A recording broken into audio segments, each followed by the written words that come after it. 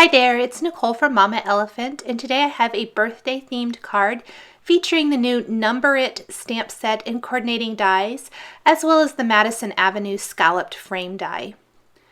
To start my card here today, I am going to die cut this Madison Avenue scallop frame from some fun foam, as well as from some watercolor cardstock. I didn't quite get that cut all the way through. It was a little bit on the edge, so I'm just going to line it back up and run it back through. I wanted my frame to be a little bit more dimensional than the inside birthday farm critter scene that I'm going to create. So I'm going to raise up that outside border with the fun foam. I'm going to die cut the frame and inside from watercolor cardstock, and then to create the sky and the grass, I'm going to apply some distress inks with the mini ink blending tool to make some custom backgrounds. Now I did die cut the watercolor frame twice because from one of those inside pieces I am going to use one of the grassy trio dies from Mama Elephant to create a grassy border to even help build the scene even more. On my background rectangle, I'm applying some Tumbled glass and Salty Ocean Distress ink. And it's going to get lighter as it gets further up the scene. So closer to the landscape, to the grass or the pasture, it's going to be darker. It's going to be more of that salty ocean. And then as it goes up, it's going to get much, much lighter. So I don't have to cover the entire panel because anything near that bottom is actually not even going to be seen. I ended up kind of coloring it anyway, just to, as I was blending those two colors together to get that seamless transition. I'll go ahead and set the sky aside and then color in the grass with some Twisted Citron and Mowed Lawn Distress ink. I'll go ahead and apply my lighter color first, the Twisted Citron, and then I'm going to apply the grass or the mowed lawn to the top of the grass and blend those two colors together. I'm using a scrap piece of paper so that I don't have to put my fingers in the ink. Not because I mind getting my fingers all inky, because I do a lot, but I found that it leaves fingerprint marks, so I like to use something to protect what I'm working on so that I don't get those fingerprint marks in my project. Go ahead and blend out that bottom area there. I want to make sure that the tips of the grass are nice, dark, or bright grass green.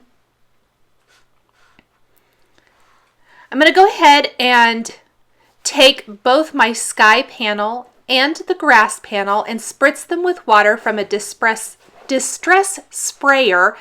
Let those sit for a minute and then dab up the extra water with a dry paper towel. I'm going to go ahead and take my scallop frame and apply the ink to this as well. This is going to give me a nice seamless look from the dimensional scallop frame to the inside scene of the card.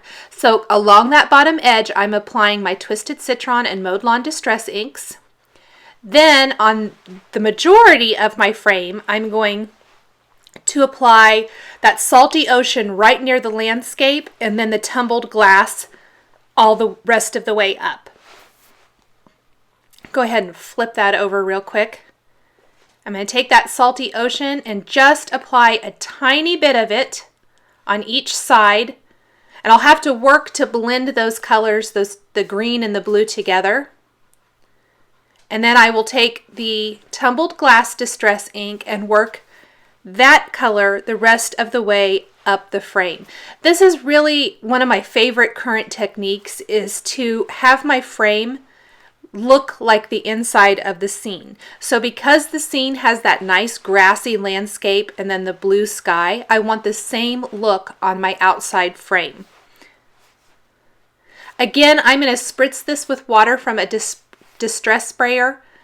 let it sit for about 30 seconds, and dab it up with a dry paper towel so that that great distressing look, it goes from the frame to the inside of the scene. So it's pretty well seamless. There's what it's going to look like. I'm going to use the Happy Birthday greeting from the Number It stamp set. I'm just going to lay that to the side for a second before I stamp that. I'm going to make sure that my background is all the way dry before I stamp and use embossing powder, because I don't want that embossing powder to stick to anything that might still be slightly damp.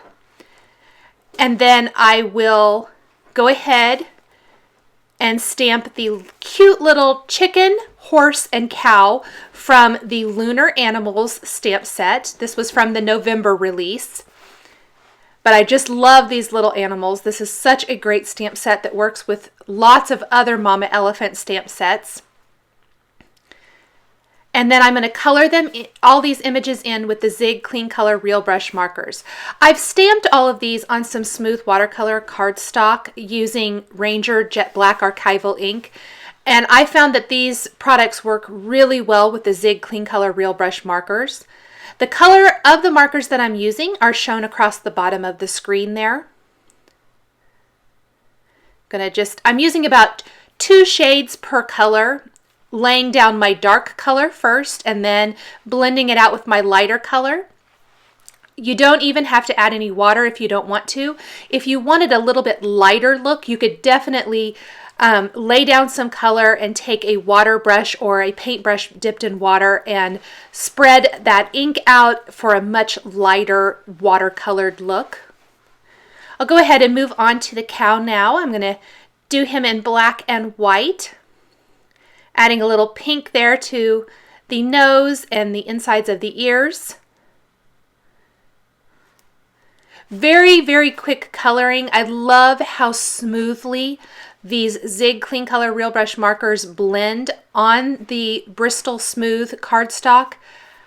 It's by far my favorite way to use these markers. I think I get the best results when I use this particular paper, and I really love it. I'll move on to the horse next. I'm going to do him in shades of brown, where the mane and the tail are going to be a little bit darker than the rest of the horse. Again, using my nice light pink, that 028 marker for the nose and the insides of the ears.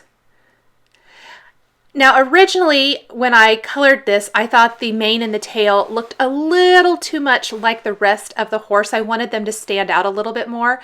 So once I colored him all in, I did go back over those areas and apply my darker brown color and blend it out again.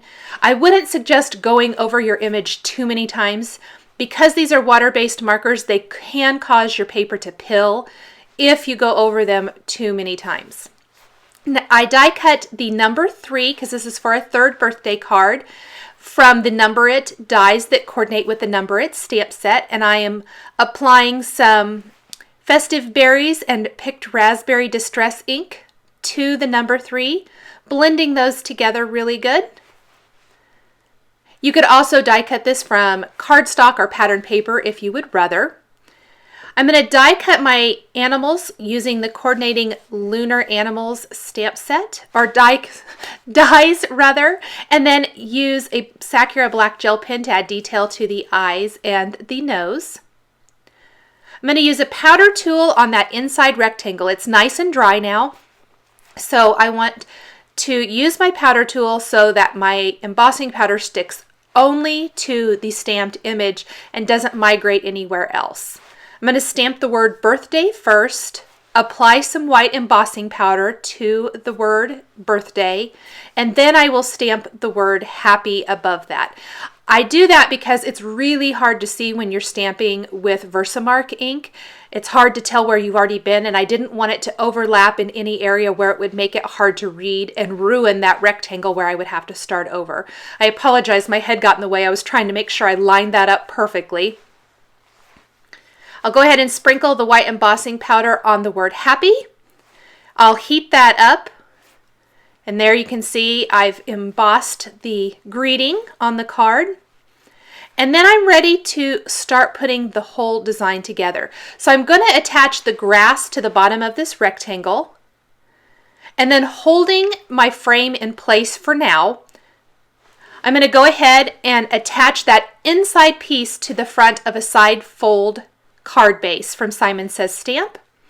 Then I'm going to take my frame, add some nice strong adhesive to the back of it, and attach my fun foam to that, and then attach the whole thing to my card base. So it's a nice dimensional look. I've wrapped a little bit of really thin twine around the number 3 to make it a balloon, so it'll read Happy 3rd Birthday. And then I'm going to use some glue dots to attach my farm critters to the edge of the frame of my card. Just kind of holding that twine in place until I get my critters situated exactly where I want them to go. I want them to all overlap a little bit, and I want it to sort of appear that the chicken is holding on to that balloon string. So I'm trying to position those just so. Go ahead and use these medium-sized Zotz glue dots to attach my cow now. Once I have him attached, I want to secure the balloon string so that it doesn't slide around. I'm going to take a little glossy accents and just stick that right there near the chicken's hand and hold the string in place. I'm just going to use the tip of my scissors. And then I'm also going to secure that end up at the top of the card to finish off the design. Thanks for watching this video showcasing the new Number It stamps and dies from Mama Elephant.